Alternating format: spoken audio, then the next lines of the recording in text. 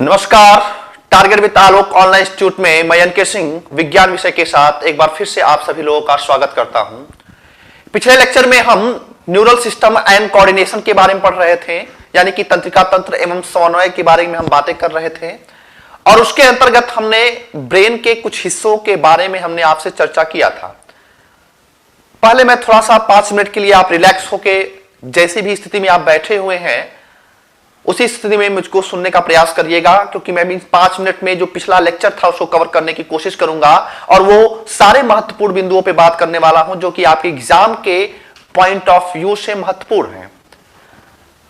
हमने आपको बताया था कि तंत्रिका तंत्र का सबसे महत्वपूर्ण कार्य होता है कि यह शरीर को सोचने, समझने, स्मृति करने, शरीर को संतुलन स्थापित करने और विभिन्न प्रकार के अंगों के बीच में समन्वय स्थापित करने में मदद करता है। और हमने आपको यह भी बताया था कि तंत्रिका तंत्र को हम 3 महत्वपूर्ण हिस्सों में बांट कर अध्ययन करते हैं, जिनमें से पहले पार्ट्स के रूप में हमने आपको सीएनएस के बारे में बताया था, सेंट्रल नर्वस सिस्टम।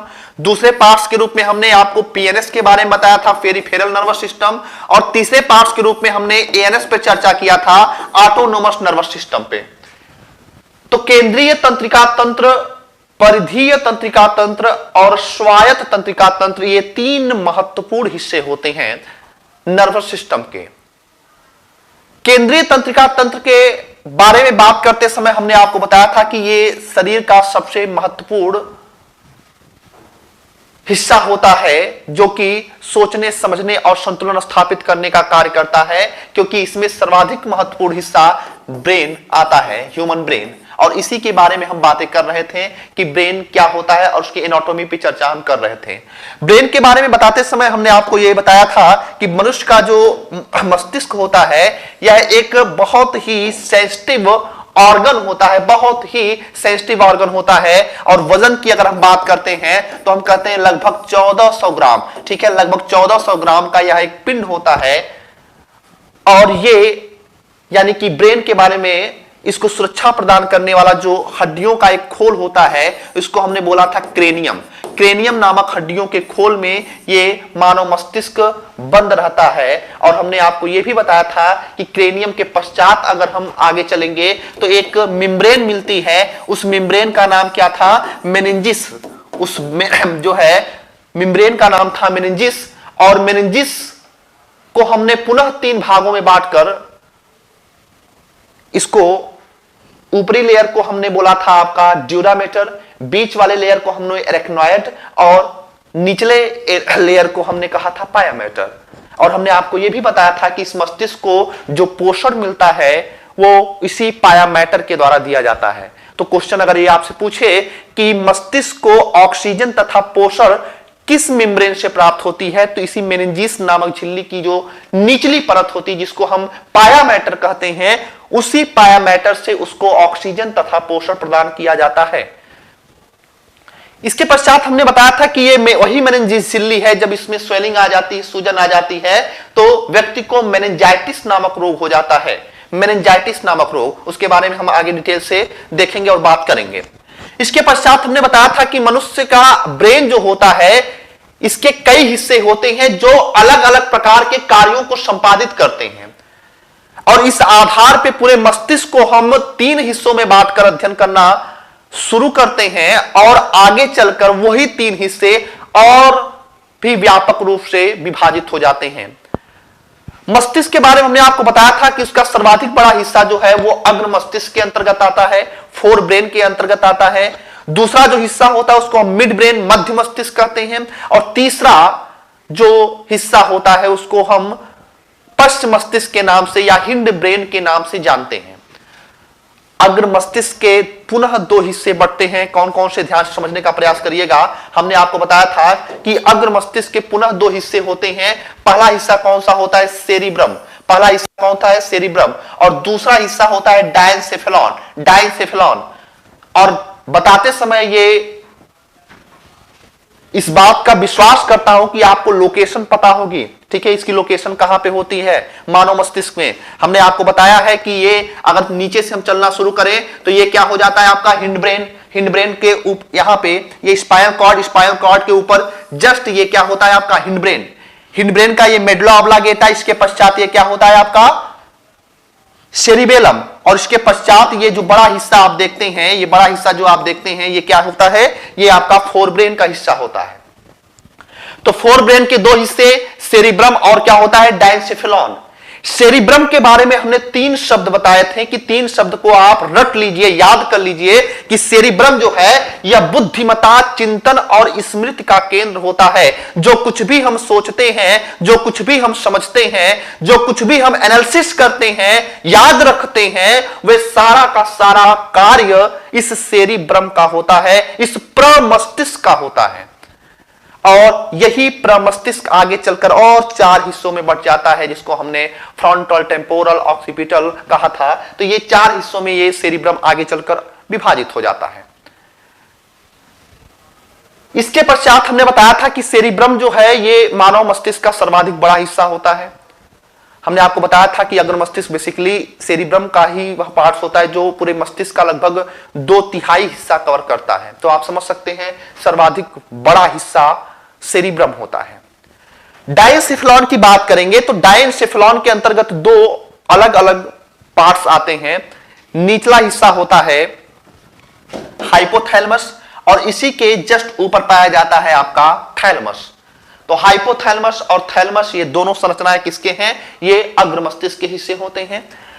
हाइपोथैलेमस के बारे में हमने आपको बताया था कि हाइपोथैलेमस जो है वो ठंडा, गर्म और दर्द का अनुभव कराएगा।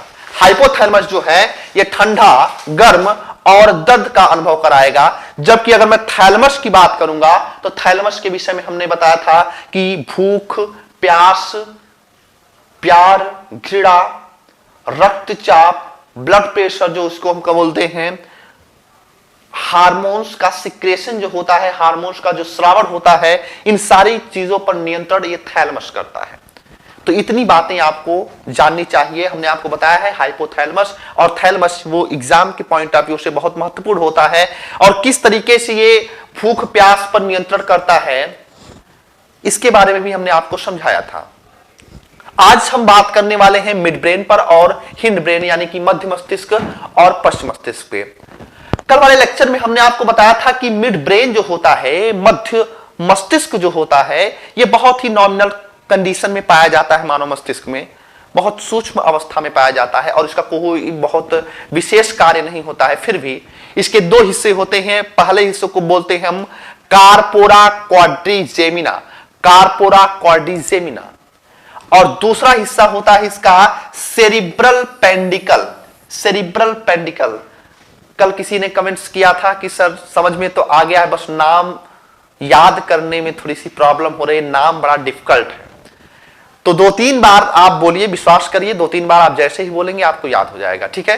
कार्पोरा क्वाड्रिजेमिना और सेरिब्रल पेंडिकल, कार्पोरा क्वाड्रिजेमिना और सेरिब्रल पेंडिकल, या फिर इसको अगर आप नहीं भी याद रखते हैं तो मध्य मस्तिष्क का जो वर्क है उसको आप याद रखिए। ये दोनों नाम बहुत इंपॉर्टेंस नहीं रखते हैं।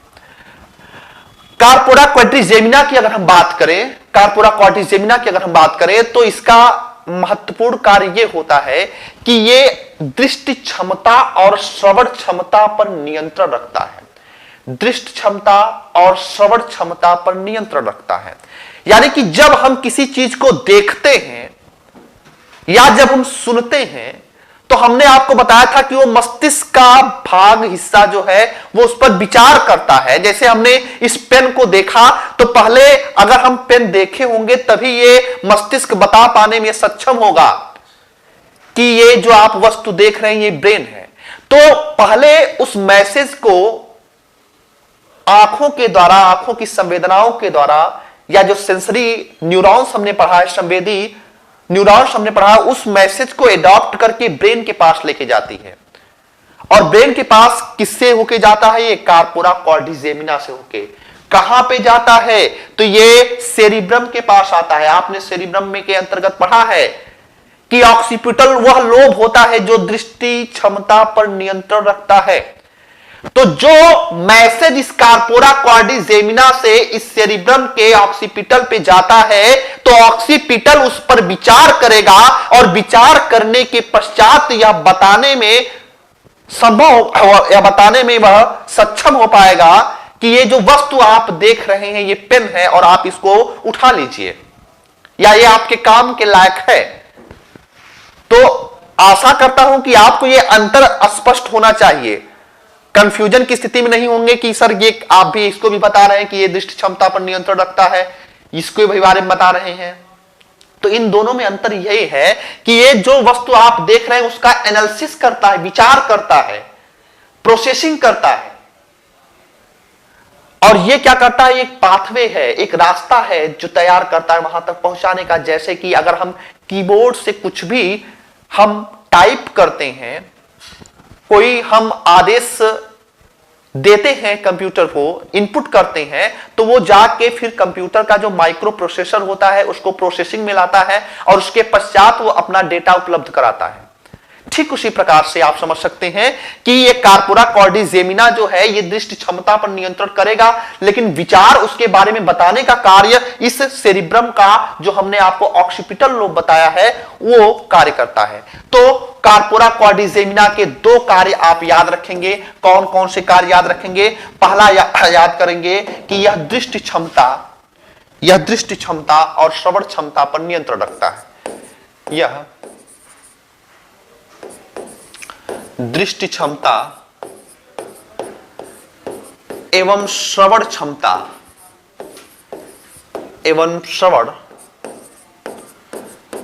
क्षमता पर नियंत्रण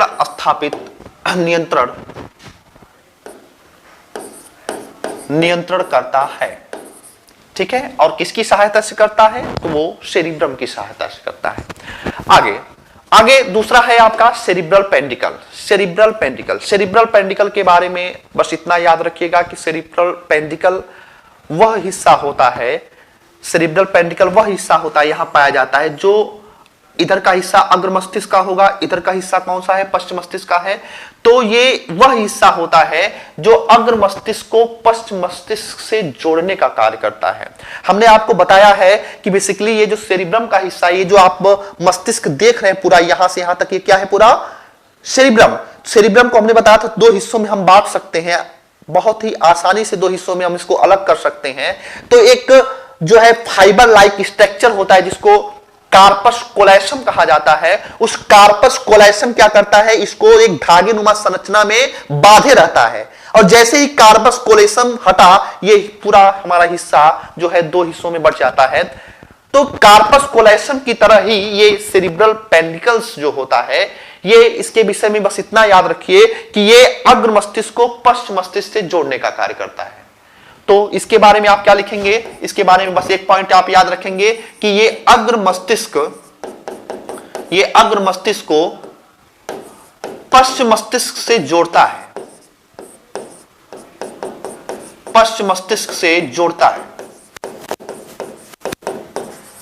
ठीक है।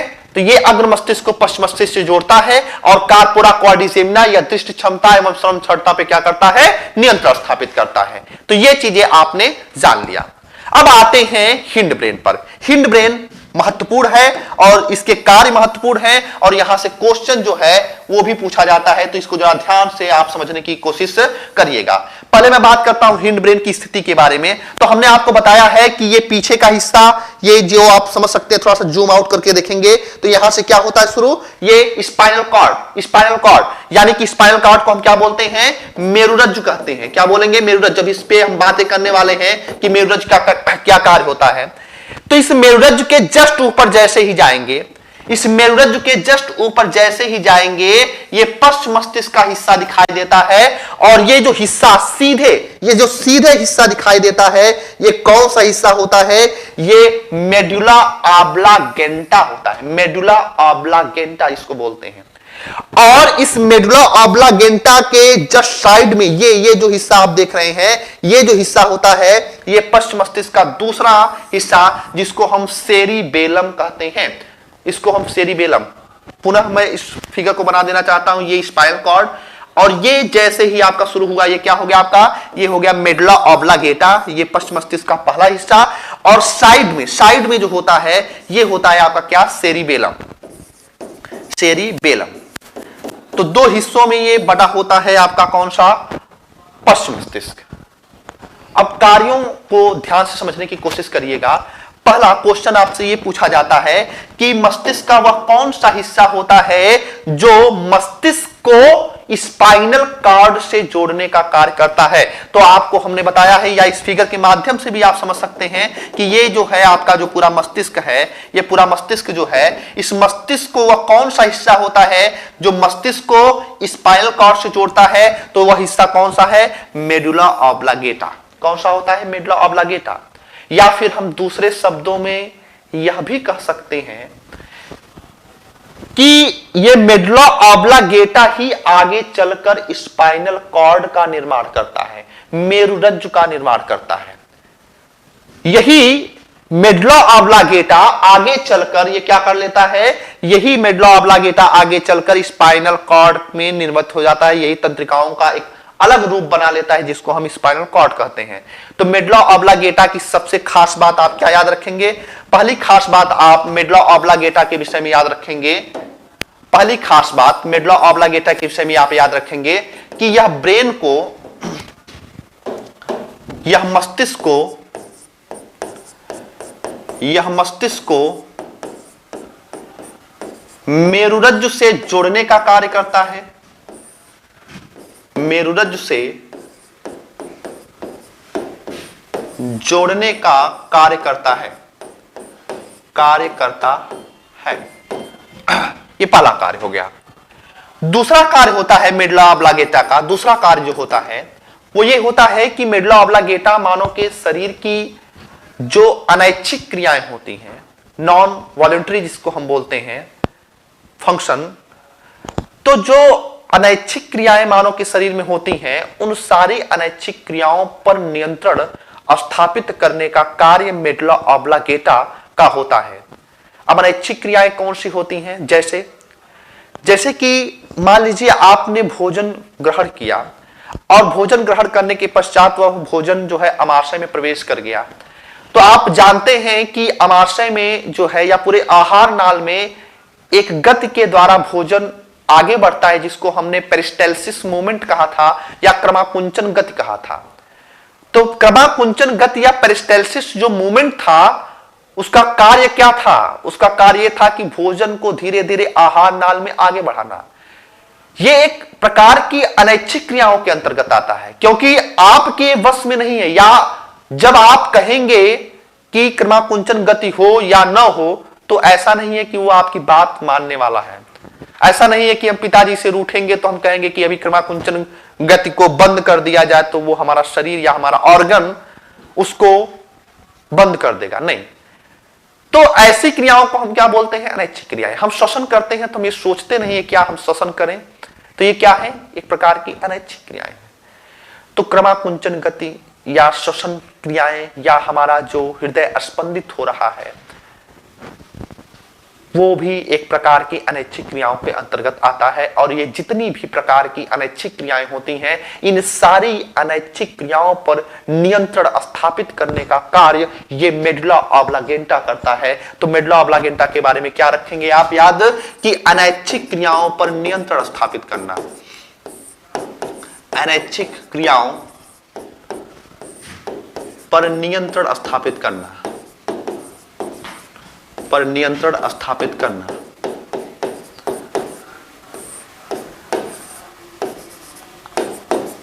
नियंत्रण स्थापित करना। तो दो कार्य इसको आप हमेशा याद रखेंगे किसके संदर्भ में, मेडुला ऑब्लांगेटा के, कि यह आपका स्पाइनल कॉर्ड से जोड़ेगा। और दूसरा कार्य आप याद रखेंगे कि अनैच्छिक क्रियाओं का नियंत्रण रखता है। अब अनैच्छिक क्रियाओं के अंतर्गत आप उदाहरण में दे सकते हैं कि जैसे श्वसन क्रिया, जैसे कि क्रमाकुंचन गति, जैसे कि आपका हृदय स्पंदन, ये सारी जो क्रियाएं होती हैं वो अनैच्छिक क्रियाओं के अंतर्गत आते हैं। अब आगे बात करने वाले हैं ये जो दूसरा हिस्सा है जिसको हम बोलते हैं सेरिबेलम, सेरिबेलम बोलते हैं। तो सेरिबेलम जो होता है इसका सर्वाधिक महत्वपूर्ण कार्य क्या होता है, तो सेरिबेलम का सर्वाधिक महत्वपूर्ण कार्य होता है संतुलन का, संतुलन का। हमारे शरीर में जो संतुलन स्थापित करने का कार्य होता है वो सेरिबेलम के द्वारा किया जाता है।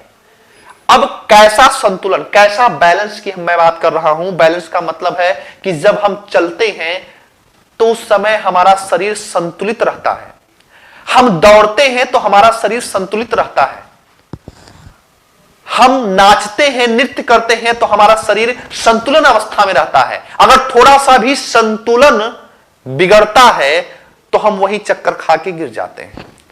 तो वो जो संतुलन दौड़ते समय, खेलते समय, नाचते समय, दौड़ते समय, इन सब में जो संतुलन स्थापित हो रहा है हमारे शरीर के विभिन्न अंगों के बीच में, मस्तिष्क के बीच में, तो इसमें जो कोऑर्डिनेशन हो रहा है, इसमें जो समन्वय स्थापित करने का प्रयास किया जा रहा है, वो समन्वय किसके द्वारा किया जा रहा है? वो सेरिबेलम के द्वारा। सेरिबेलम वह हिस्सा होता है जो मानव के शरीर में संतुलन स्थापित करने का कार्य करता है। यही कारण होता है कि आप विभिन्न प्रकार के फिल्मों में देखे होंगे कि अगर किसी को पीछे से लगा दिया जाए, बढ़िया एक चोट दे दिया जाए पीछे से, तो वो चक्कर खा के वहीं गिर जाता है।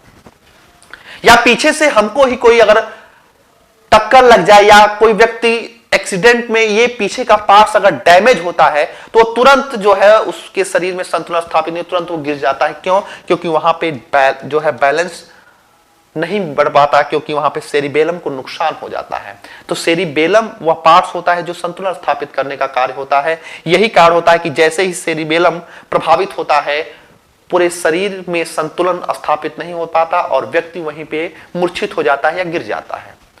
तो सेरिबेलम के बारे में याद रखेंगे कि यह संतुलन स्थापित करने का कार्य करता है। कब संतुलन स्थापित करने का कार्य करता है? जब हम खेलते हैं उस समय, जब हम चलते हैं उस समय, जब हम नृत्य करते हैं उस समय, जब हम दौड़ते हैं उस समय। तो इन सारी चीजों में जो है संतुलन यानी कि कोऑर्डिनेशन बनाने का कार्य ये सेरिबेलम करता है। याद करना है तो सेरिबेलम को बेलन से याद कर लीजिए। बेलन घर में जो आप यूज करते हैं, बेलन को आप रख देते हैं तो वो संतुलित अवस्था में रहता है, संतुलित अवस्था में रहता है। तो आप इसको भी कह सकते हैं कि सेरिबेलम का सबसे महत्वपूर्ण कार्य क्या होता है? संतुलन को स्थापित करना। तो इस तरह से हम ब्रेन के जितने भी महत्वपूर्ण पार्ट्स थे उनको हमने कवर किया और ये बताने की कोशिश किया कि इनके क्या क्या कार्य होते हैं। एक बार पूरे तरीके से आप फिर से कंसंट्रेट हो जाइए और मैं पूरे ब्रेन को 2 मिनट के अंदर पूरा रिवाइज करा रहा हूं। हमने आपको बताया कि ब्रेन मानव के शरीर का बहुत ही संवेदनशील अंग होता है। क्रेनियम नामक अस्थियों के खोल में बंद होता है। 1400 ग्राम लगभग वजन होता है। इसको 2 हिस्सों में बांट सकते हैं। दायां मस्तिष्क जो है बाएं हिस्से पे कंट्रोल करता है, बायां मस्तिष्क दाएं हिस्से पे कंट्रोल करता है। दोनों मस्तिष्क को आपस में जोड़ने वाली जो संरचना होती है उसको हम कार्पस कोलैसम कहते हैं। और मस्तिष्क हमारा पूरा 3 हिस्सों में बटा होता है, अग्र, मध्य, पश्च मस्तिष्क, fore brain, mid brain, hind brain. Fore brain के 2 पार्ट्स होते हैं, सेरिब्रम होगा, दूसरा होगा डाइएन्सेफेलॉन। सेरिब्रम का कार्य बुद्धिमत्ता, चिंतन और स्मृति का केंद्र होना, बुद्धिमत्ता, चिंतन और स्मृति का केंद्र होना। उसके बाद डाइएन्सेफेलॉन के कितने पार्ट्स होते हैं? 2 पार्ट्स, हाइपोथैलेमस और थैलेमस। हाइपोथैलेमस और थैलेमस। हाइपोथैलेमस मस्तिष्क में नीचे, थैलेमस मस्तिष्क में ऊपर पाया जाएगा। हाइपोथैलेमस का कार्य हमने आपको बताया था क्या कि हाइपोथैलेमस प्यार, घृणा, भूख, प्यास, रक्तचाप इन सब पर नियंत्रण स्थापित करता है। थैलेमस का क्या कार्य होता है? तो हमने आपको बताया था कि थैलेमस का सबसे महत्वपूर्ण कार्य है कि यह ठंडा, गर्म और दर्द का अनुभव कराएगा। पुनः हम चलेंगे मध्य मस्तिष्क में तो कार्पोरा क्वाड्रिजेमिना पहला हिस्सा होगा जो कि दृष्टि क्षमता और श्रवण क्षमता पर नियंत्रण स्थापित करेगा। और दूसरा हिस्सा होता है सेरिब्रल पेंडिकल जो कि अग्र मस्तिष्क को पश्च मस्तिष्क से जोड़ने का कार्य करेगा। उसके पश्चात हमने हिंड ब्रेन पे चर्चा किया, पश्च मस्तिष्क पर चर्चा किया और हमने बताया कि यह बहुत महत्वपूर्ण हिस्सा होता है। इसके 2 भाग होते हैं। पहले हिस्से के रूप में हमने पढ़ा मेडुला ऑब्लागेंटा। 2 महत्वपूर्ण कार्य याद रखेंगे। पहला, यह वह संरचना है जो ब्रेन को स्पाइनल कॉर्ड से जोड़ने का कार्य करेगी। ब्रेन को स्पाइनल कॉर्ड से जोड़ने का कार्य करेगी या वह मस्तिष्क का हिस्सा है जो आगे चलकर स्पाइनल कॉर्ड में परिवर्तित हो जाएगा। उसके पश्चात हमने यह बात किया था कि जो सेरिबेलम होता है, सेरिबेलम का सबसे महत्वपूर्ण कार्य होता है कि यह शरीर पर संतुलन स्थापित करने का कार्य करता है। जब व्यक्ति नाचता है, जब व्यक्ति दौड़ता है, खेलता है, तो उस समय हमारे शरीर पर संतुलन स्थापित करने का कार्य यह सेरिबेलम करता है। आशा करता हूं कि आपको यह चीज पूरा याद हो गई होगी। चलिए अब आगे बात करते हैं जो सेंट्रल नर्वस सिस्टम का दूसरा महत्वपूर्ण हिस्सा था, जिसको हमने स्पाइनल कॉर्ड कहा था, उसके बारे में। स्पाइनल कॉर्ड को पहले मैं आपको बता दूं, इसको हिंदी में क्या बोला जाता है। स्पाइनल कॉर्ड को हिंदी में कहा जाता है मेरुरज्जु। मेरुरज्जु कहा जाता है। मेरु का मतलब होता है रीढ़, मेरु का मतलब होता है रीढ़, और रज्जु, रज्जु का मतलब होता है रस्सी, रस्सी। तो रीढ़ की हड्डियों में, रीढ़ की हड्डियों में, जिसको हम आगे चल के स्केलेटन सिस्टम के अंतर्गत हम आपको बात बताएंगे कि बेसिकली वर्टिब्रल कॉलम, जो रीढ़ की हड्डियां होती हैं उसको हम वर्टिब्रल कॉलम कहते हैं। तो उस रीढ़ की हड्डी में एक रज्जुनुमा, एक रस्सीनुमा संरचना पाई जाती है, तंत्रिकाओं का एक जाल पाया जाता है, और इसी जाल को कहा जाता है रीढ़ रज्जु या मेरुरज्जु। आपको यहां पे एक चीज से कंफ्यूजन नहीं करना है। क्या बहुत लोग ये कंफ्यूज कर जाते हैं कि सर रीढ़ रज्जु, मेरुरज्जु और कशेरुक दंड में क्या अंतर होता है। याद रखिएगा, ये आप जो संरचना देख रहे हैं, ये जो संरचना आप देख रहे हैं, ये अस्थियों का बना जो संरचना है, इसको हम बोलते हैं वर्टिब्रल कॉलम। वर्टिब्रल कॉलम यानी कि इसको बोलेंगे कशेरुक दंड। ठीक है, रीढ़ की हड्डी क्या बोलेंगे, रीढ़ की हड्डी को कहा जाता है वर्टिब्रल कॉलम, या इसको हिंदी में क्या बोलते हैं, कशेरुक दंड कहते हैं। और उस कशेरुक दंड की संरचना में, या उस रीढ़ की हड्डी की संरचना में, रीढ़ की हड्डी की संरचना कुछ इस प्रकार से होती है। तो रीढ़ की हड्डी की संरचना में ये जो तंत्रिकाओं का जाल इस तरीके से होगा, तंत्रिकाओं का जो जाल गया होगा, इस तंत्रिकाओं के जाल को हम क्या बोलते हैं, स्पाइनल कॉर्ड कहते हैं, इसको हम मेरुरज्जु कहते हैं। तो ये इन दोनों में आप हमेशा अंतर रखेंगे। ठीक है, तो कशेरुक दंड में या रीढ़ की हड्डी में पाई जाने वाली जो तंत्रिकाओं का जाल होता है उसको हम मेरुरज्जु कहते हैं। मेरुरज्जु जो है ये लगभग 42 से लेकर 45 सेंटीमीटर लंबी इसकी संरचना पाई जाती है, और लगभग जो है ये 20 सेंटीमीटर चौड़ी संरचना पाई जाती है स्पाइनल कॉर्ड की। अब इसकी स्थिति आपने देख लिया कि ये दोनों रीढ़ की हड्डी, इधर भी आप देख सकते हैं रीढ़ की हड्डी, इधर भी देख सकते हैं, और इसमें ये जो तंत्रिकाओं का जाल गया हुआ है, यही आपका क्या है, यही आपका स्पाइनल कॉर्ड है। अब मेरुरज्जु के विषय में दो खास बातें होती हैं। ये दोनों खास बातें इसको विशेष बनाती हैं। पहले बात करते हैं इसके कार्यों की, इसके कार्य क्या होगा। तो हमने आपको बताया है कि हमारे शरीर का जो सीएनएस का पार्ट होता है उसमें महत्वपूर्ण भूमिका निभाता है कौन, ये स्पाइनल कॉर्ड। कैसे महत्वपूर्ण भूमिका निभाता है, ध्यान से समझने का प्रयास करिएगा। मान लीजिए कोई एक मनुष्य है, हमने कहा कि इसके पैरों के नीचे कोई भी पिन लाइक स्ट्रक्चर आ गया, पिन लाइक स्ट्रक्चर आ गया। इस पिन के साथ में जैसे ही ये सेल या टिश्यू जो है ये स्टिमुलेट हुआ, जैसे ही प्रेरित हुआ, ये संवेदनाएं, यहां से संवेदनाएं सेंसरी न्यूरॉन्स के द्वारा ये संवेदनाएं जो है एडॉप्ट की जाएंगी, और एडॉप्ट करने के पश्चात ये कहां पे पहुंचा दी जाएंगी। ये कौन सा हिस्सा है, ये हिस्सा है स्पाइनल कॉर्ड का। ये कौन सा हिस्सा है, स्पाइनल कॉर्ड का। स्पाइनल कॉर्ड से होते हुए ये सूचनाएं कहां पे जाएंगी, ब्रेन के पास जाएंगी। किसके पास जाएंगी, ब्रेन के पास। और ब्रेन उसको एनालिसिस करेगा, विचार करेगा, और विचार करने के पश्चात यह पुनः मैसेज भेजेगा।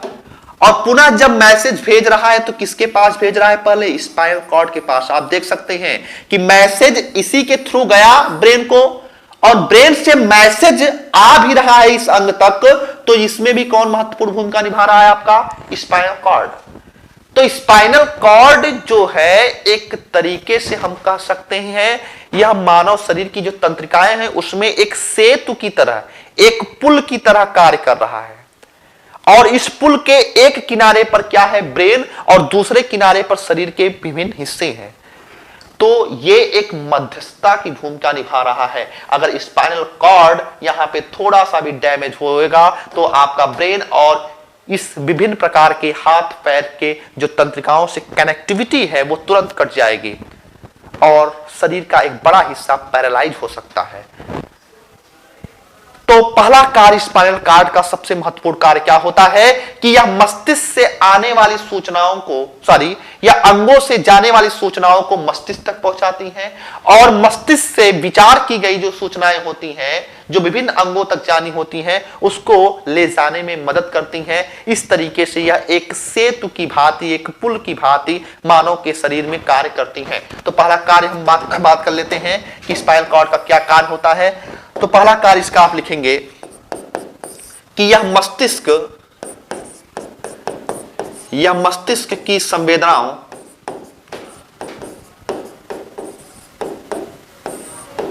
को अंगों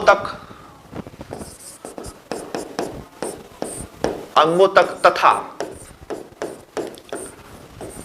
अंगों से प्राप्त सूचनाओं को अंगों से प्राप्त संवेदनाओं को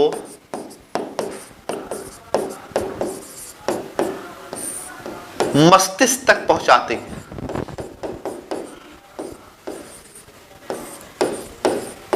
मस्तिष्क तक पहुंचाती हैं, पहला कार्य जो कि महत्वपूर्ण है। दूसरे कार्य पे बात करते हैं। दूसरा कार्य महत्वपूर्ण इसका स्पाइनल कॉर्ड का होता है कि ये एक प्रकार की क्रिया होती है जिसको बोला जाता है प्रतिवर्ती क्रिया। ध्यान समझने की कोशिश करिएगा। एक प्रकार की क्रिया होती है जिसको बोला जाता है प्रतिवर्ती क्रिया।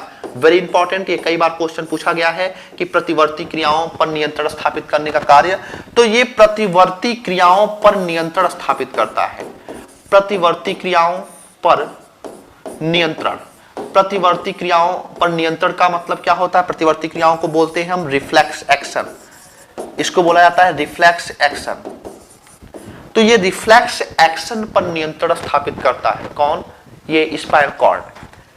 प्रतिवर्ती क्रियाएं क्या होती हैं या रिफ्लेक्स एक्शन क्या होता है? रिफ्लेक्स एक्शन या प्रतिवर्ती क्रियाएं ऐसी क्रियाएं होती हैं जो मस्तिष्क के आदेशों पर निर्भर नहीं होती हैं, यानी कि उस पे मानव मस्तिष्क का बहुत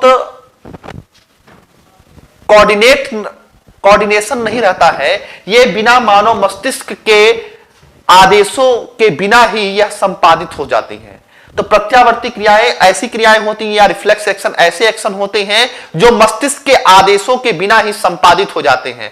अगर कोई भी हमारे शरीर में, मानव के शरीर में ऐसी क्रिया संपादित हो रही है जो उसमें बहुत हम विचार नहीं करते हैं, बहुत सोचते नहीं हैं, तो ऐसी क्रियाओं को हम प्रतिवर्ती क्रियाएं करते हैं। और प्रतिवर्ती क्रियाओं को नियंत्रित करने वाला जो शरीर में जो तंत्रिका तंत्र है उसका नाम है स्पाइनल कॉर्ड। अब यहां पे सवाल यह उठता है कि किस प्रकार की प्रतिवर्ती क्रियाएं, या कुछ उदाहरणों से हम इसको समझने का प्रयास करते हैं। जैसे मान लीजिए कि अगर आप जिस स्थिति में बैठे हुए हैं, हमको पढ़ रहे हैं और बगल में कोई एक छोटा सा बम हो, वो ब्लास्ट कर जाए, और बम जैसे ही ब्लास्ट होगा उसके उपरांत आप तुरंत, जैसे ही वो ध्वनि आपके कानों तक पहुंचेगी, आप तुरंत चौंक जाएंगे। जैसे ही वो ध्वनि आपके पास पहुंचेगी आप तुरंत चौंक जाएंगे। तो क्या आप यहां पे सोचते हैं कि चौंके कि न चौंके, या फिर क्या टाइम लेते हैं वहां पे? तो ऐसा आप नहीं करते हैं। तो ये आप सोच नहीं रहे, समझ नहीं रहे, ये तुरंत आप जैसे ही ध्वनि आई आप तक, वो तुरंत आप चौंक जाते हैं। तो ये क्या है? ये प्रतिवर्ती क्रिया है। आप चल रहे हैं रास्ते में, अचानक आपने सांप देखा और सांप को देखने के पश्चात आप तुरंत पैरों को अपने पीछे करते हैं। क्या आप वहां पे ये देखते हैं कि थोड़ा सा देख लें कि कोबरा है कि पानी वाला है?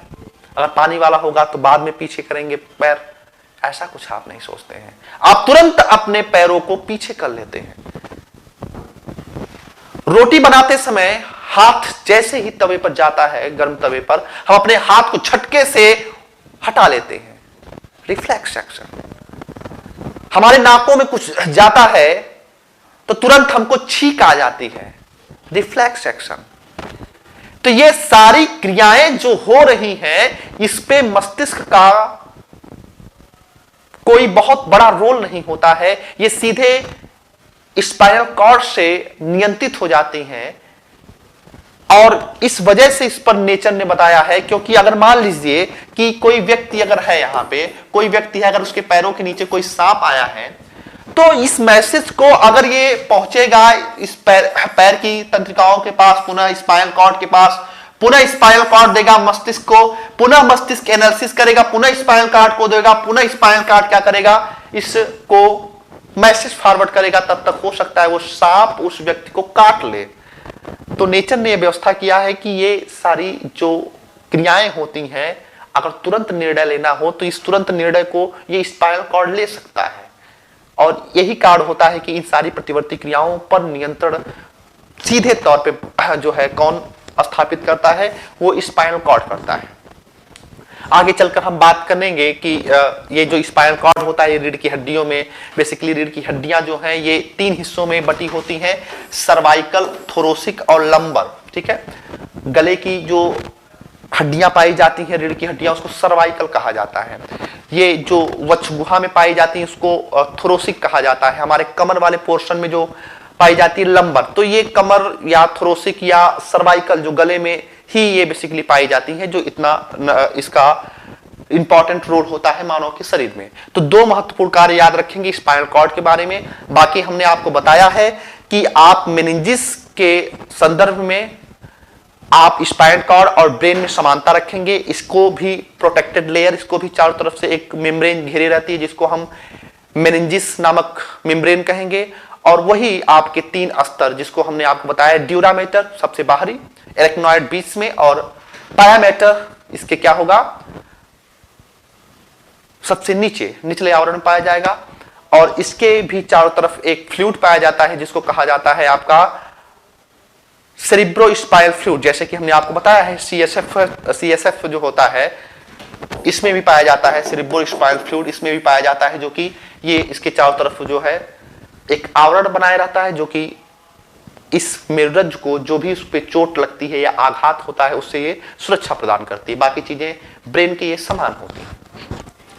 तो ये आपका था क्या, ये आपका था सेंट्रल नर्वस सिस्टम का स्पाइनल कॉर्ड। अब आगे मैं बात करने वाला हूं पेरिफेरल नर्वस सिस्टम की। पेरिफेरल नर्वस सिस्टम की अगर हम बात करें तो इसको हमने हिंदी में क्या बोला था, पेरिफेरल नर्वस सिस्टम को हमने बोला था परिधीय तंत्रिका तंत्र। परिधीय तंत्रिका तंत्र हमने आपसे बताया था कि अगर हम ब्रेन को और उसके पश्चात हमने बताया था कि अगर आप स्पाइनल कॉर्ड को, ठीक है, स्पाइनल कॉर्ड, ब्रेन को और स्पाइनल कॉर्ड को छोड़ दे तो उसके पश्चात जो भी तंत्रिकाओं का जाल हमारे शरीर में पाया जाता है वो सारे के सारे क्या होते हैं, वो पेरिफेरल नर्वस सिस्टम के अंतर्गत आते हैं या परिधीय तंत्रिका तंत्र के अंतर्गत आते हैं। याद रखिएगा, परिधि से परिधीय बना है। जैसे कि आपने देखा कि अगर कोई गोला है तो बीच में क्या होता है, केंद्र, और केंद्र में जो होता है वो सर्वाधिक महत्वपूर्ण। तो हमने देखा कि ब्रेन और स्पाइनल कॉर्ड सर्वाधिक महत्वपूर्ण, और परिधि आप देख रहे हैं ये क्या है, ये केंद्र से दूरी पर स्थित है, तो दूरी पर स्थित है। तो ठीक उसी प्रकार से पेरिफेरल नर्वस सिस्टम या परिधीय तंत्रिका तंत्र भी इस सेंट्रल नर्वस सिस्टम से थोड़ा सा दूरी पर स्थित होते हैं, केंद्र में नहीं होते हैं। और इसके अंतर्गत हमने आपको बताया था कि कुछ तंत्रिकाएं ऐसी होती हैं जो ब्रेन से निकली होती हैं, और कुछ तंत्रिकाएं ऐसी होती हैं जो कि किससे निकली होती हैं, जो कि इस स्पाइनल कॉर्ड से निकली होती हैं, जो कि परिधीय तंत्रिका तंत्र का निर्माण करती हैं। तो हमने आपको बताया था कि जो स्पाइनल कॉर्ड से निकली हुई तंत्रिकाएं होती हैं वे बेसिकली हमारे दोनों हाथों में पाई जाती हैं, और हमारे दोनों पैरों में पाई जाएंगी। और ये जो ब्रेन से निकली हुई तंत्रिकाएं होती हैं वो हमारे नाक, कान, आंखों में गई होती हैं, क्योंकि हमने आपको बताया है कि जैसे हम एक पेन को देखते हैं तो हमारे शरीर में कौन कौन सी चीजें परिवर्तित होती हैं, जैसे मैसेज जो है किस तरीके से ब्रेन से फॉरवर्ड होता है, ब्रेन तक फॉरवर्ड होता है। तो इन सारी तंत्रिकाओं में ये ब्रेन से निकली हुई तंत्रिकाएं और ये स्पाइनल कॉर्ड से निकली हुई तंत्रिकाएं दोनों महत्वपूर्ण भूमिका निभाती हैं। तो पेरिफेरल नर्वस सिस्टम के 2 हिस्से हो जाते हैं। एक जो ब्रेन से निकली हुई तंत्रिकाओं का नर्व होता है उसको हम क्रेनियल नर्व्स कहते हैं, या हम इसको हिंदी में बोल सकते हैं कपालीय तंत्रिकाएं। तो पहला जो हिस्सा होता है पेरिफेरल नर्वस सिस्टम का, उसको हम बोलते हैं कपाली तंत्रिकाएं या क्रेनियल नर्व्स कहते हैं। और ये बहुत इंपॉर्टेंट है, आपका ये जानना चाहिए कि इसकी संख्या जो होती है ये पेयर में होती है 12 जोड़ी। 12 जोड़ी, 12 इधर होते हैं 12 इधर होते हैं। हमने आपको बताया कि दो समान हिस्से होते हैं, तो जाहिर सी बात है कि जो नर्व्स भी पाए जाएंगे वो समान हिस्सों में वितरित होंगे। तो 12 जोड़ी 12 पेयर में पाए जाते हैं। तो बार बार ये क्वेश्चन बना हुआ है कि कपाली तंत्रिका तंत्र या क्रेनियल नर्व्स की संख्या कितनी होती है मानव के शरीर में, तो 12 जोड़ी। आगे बात करते हैं स्पाइनल नर्व्स की। स्पाइनल नर्व्स के बारे में हमने बताया कि जो स्पाइनल कॉर्ड से जुड़ी हुई तंत्रिकाओं का जाल होता है, जो स्पाइनल कॉर्ड से निकली हुई तंत्रिकाओं का जाल होता है, इसको हम स्पाइनल नर्व्स के नाम से जानते हैं। और स्पाइनल नर्व्स की अगर हम बात करें तो स्पाइनल नर्व की जो संख्या होती है वो 31 जोड़ी होती है, 31। अब कैसे इसकी संख्या बढ़ जाती है? हमने आपको बताया था कि ये जो क्रेनियल नर्व्स है ये केवल चेहरे के हिस्से को कवर कर रहा है, इस वजह से इसकी संख्या क्या है, 12 जोड़ी। जबकि अगर मैं क्रेनियल नर्व्स की बात करूं, अगर मैं स्पाइनल नर्व्स की बात करूं, तो स्पाइनल नर्व्स क्या है, हमारे दोनों हाथों में भी तंत्रिकाएं गई हुई हैं, हमारे दोनों पैरों में भी जो तंत्रिकाएं गई हैं। तो ये जो तंत्रिकाएं हमारे हाथ में या हमारे पैरों में गई हुई हैं, ये एक बड़ा हिस्सा है। तो इसी वजह से इसकी संख्या क्या हो रही है, बढ़ जा रही है। और कितनी संख्या बढ़ के हो जा रही है, 31 जोड़ी। तो ये चीज आपको स्पष्ट हो जाना चाहिए कि पेरिफेरल नर्वस सिस्टम हमारे बेसिकली दोनों हाथों पैरों में और हमारे चेहरे पे जो भी संरचना दिख रही है वहां पे पाई जाती हैं। कुछ तंत्रिकाएं मस्तिष्क से निकली होती हैं, उनको हम क्रेनियल कहते हैं। इनकी संख्या 12 जोड़ी होती है, ये नंबर आपको याद होना चाहिए। और स्पाइनल नर्व्स की संख्या कितनी होती है, 31 जोड़ी। तो ये था आपका पेरिफेरल नर्वस सिस्टम। तो इसका कार्य क्या होता है, इसका कार्य वर्क आपको पता होगा कि ये क्या करती हैं। ये कोई भी स्टिमुलेट है, यहां से कोई भी अगर आपका संवेदना है तो उस संवेदना को लेके अडॉप्ट करके कहां पे पहुंचाएंगे, इस स्पाइनल कॉर्ड के पास। और स्पाइनल कॉर्ड किसको भेजेगा, ब्रेन के पास। और उसके पश्चात ब्रेन एनालिसिस करके पुनः स्पाइनल कॉर्ड को मैसेज देगा। और स्पाइनल कॉर्ड क्या करेगा, वो मैसेज विभिन्न प्रकार के अंगों को पहुंचा देगा जहां पे भी इसकी आवश्यकता होगी। अब इसके बाद आगे बात करने वाले हैं ऑटोनोमस नर्वस सिस्टम की। ऑटोनोमस नर्वस सिस्टम के बारे में हमने आपको बताया है कि ऑटोनोमस नर्वस सिस्टम को क्या कहा जाता है, ANS कहा जाता है। शॉर्ट फॉर्म में हम क्या बोलते हैं, ANS या ऑटोनोमस नर्वस सिस्टम। या इसको अगर हिंदी में हम बात करें तो हिंदी इसकी होती है स्वायत्त तंत्रिका तंत्र।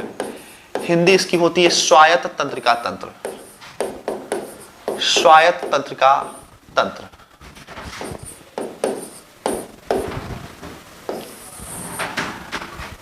ANS की अगर हम बात करें, ऑटोनोमस नर्वस सिस्टम की बात करें, तो हमने जैसे कि बताया कि ऑटोनोमस का मतलब होता है जो स्वनियंत्रित हो या जो अपने कार्यों को खुद कर पाने में स्वतंत्र हो, उसको हम बोल सकते हैं कि वह स्वायत्त तंत्रिका तंत्र है। हम कहते हैं कि स्वतंत्र हम हैं। तो स्वतंत्रता का मतलब क्या होता है, स्वतंत्रता का मतलब हमने आपको बताया है कि स्वतंत्रता का मतलब यह नहीं होता है कि आप स्वच्छंद हैं। स्वतंत्रता और स्वच्छंदता में अंतर होता है। जैसा कि हमने आपको बताया है कि कोई व्यक्ति स्वतंत्र है तो इसका मतलब यह नहीं है कि वो कुछ भी कार्य कर सकता है। आप एक निश्चित प्रोटोकॉल में बंधे रहेंगे। आप स्वतंत्र हैं, आप रोड पर चल सकते हैं, लेकिन आप स्वच्छंद नहीं हैं। आप हमेशा रोड पे चलेंगे तो बाएं ही चलेंगे। तो स्वतंत्रता और स्वच्छंदता में अंतर होता है। तो ठीक उसी प्रकार से ये स्वायत्त तंत्रिका तंत्र जो है ये अपने कार्यों को कर पाने में खुद सक्षम होती है, खुद सक्षम होती है। और कैसे सक्षम होती है, वो इस वजह से सक्षम होती है कि ये अपने कार्यों को कुछ हार्मोन को स्रावित करके जो है खुद अपने कार्यों को संपादित कर लेती है। इसी वजह से इसको स्वायत्त तंत्रिका तंत्र कहा जाता है। अब जैसे अगर हम कहें कि किस प्रकार के कार्य, तो इसको समझने के लिए आपको ये समझना पड़ेगा कि ऑटोनोमस नर्वस सिस्टम के अंतर्गत दो प्रकार की एक्शन हो सकते हैं, दो प्रकार की क्रियाएं होती हैं। एक होता है आपका अनुकंपी, सिंपैथेटिक बोलते हैं इसको, सिंपैथेटिक एक्शन बोला जाता है, और दूसरा होता है परानुकंपी, परानुकंपी जिसको पैरासिम्पैथेटिक कहा जाता है। तो दो प्रकार की क्रियाएं होती हैं, सिंपैथेटिक और पैरासिम्पैथेटिक, यानी कि अनुकंपी और परानुकंपी। ये स्वायत्त तंत्रिका तंत्र के द्वारा नियंत्रित क्रियाएं होती हैं, और हमने बताया कि ये कुछ हार्मोन्स के द्वारा नियंत्रित होंगे। लेकिन यहां पे आपको एक चीज याद होना चाहिए कि हार्मोन्स के सिक्रेशन पर महत्वपूर्ण भूमिका कौन निभा रहा था आपका, हमने आपको बताया है कि हाइपोथैलेमस। तो कहीं ना कहीं ये भले हार्मोन्स के द्वारा नियंत्रित हो रहा है, लेकिन इस हार्मोन्स पर भी नियंत्रण स्थापित करने का कार्य इनडायरेक्टली वे में ह्यूमन ब्रेन कर रहा है। तो ब्रेन से ये आच्छादित होंगे निश्चित रूप से, लेकिन ये कुछ कार्यों को अपने मन से कर सकती। कैसे कार्य, ध्यान समझिएगा। अनुकंपी क्रियाएं कौन सी क्रियाएं होती हैं? अनुकंपी क्रियाएं जो घटित होती हैं वे हमेशा किस स्थिति में घटित होती है समझने का प्रयास करिएगा। संकट की स्थिति में, भय की स्थिति में, दुख की स्थिति में घटित होने वाली जो क्रियाएं होती हैं वो अनुकंपी क्रियाओं के अंतर्गत आती हैं, और ये क्रियाएं जो होती हैं स्वायत्त तंत्रिका तंत्र के माध्यम से संपादित किया जाती हैं। अब कैसी क्रियाएं, ध्यान समझिएगा। अनुकंपी तंत्रिका तंत्र को अगर समझना है तो एक मैं उदाहरण देता हूं, उसको केवल ध्यान से सुनिएगा। जैसे मान लीजिए आप किसी कमरे में बैठे हुए हैं, किसी कमरे में आप बैठे हुए हैं और इस कमरे से एक ही दरवाजा हो बाहर निकलने का, और बाहर निकलने का एक ही दरवाजा है और एक शेर उसी दरवाजे से इंटर कर जाए। तो अब उस शेर को देखने के पश्चात शेर आ गया है, तो इसका मतलब क्या उत्पन्न हो गया है? संकट।